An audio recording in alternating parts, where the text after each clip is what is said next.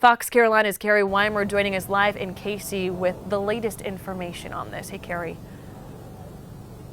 Hey, Tori, you know, this is the first day the media has been allowed back into the neighborhood here, and it's really shocking to see the proximity of everything. Right here behind me is the wooded area where Faye's body was found. Over on this side is the back of the duplex side where Taylor lived. Now, investigators had searched this area before, but they told us today it was new evidence that brought them back again. No one would ever imagine that would happen here, so just to hear about it happening was just really terrifying. Neighbors in the Churchill Heights community can't believe Faye was found just feet from where they live. Based on our investigation and based on the information, the preliminary information that we received from the coroner's office, we believe that Faye had not been in that location for a very long time at all. Officials announced today in a press conference the name of the deceased male found at 602 Piccadilly Square as 30-year-old Cody Scott Taylor.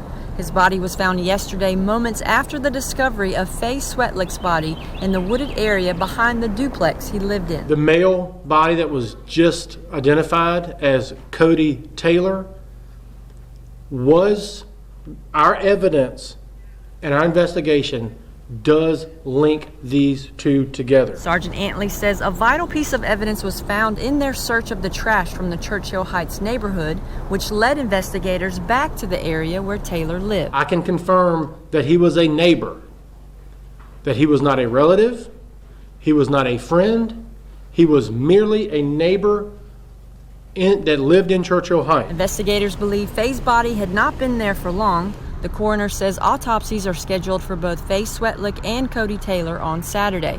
For now, the community is rallying behind Faye's family. I don't want the family to have to worry about anything. We got this.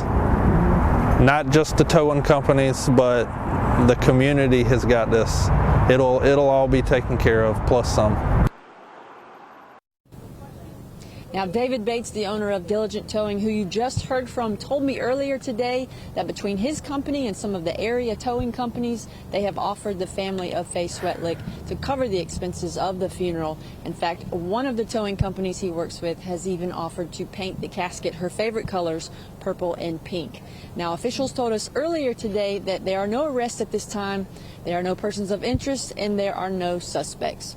As we get more information, we'll be sure to update you. In Cayce, Carrie Weimer, Fox Carolina, the 5 o'clock news. Carrie, thank you for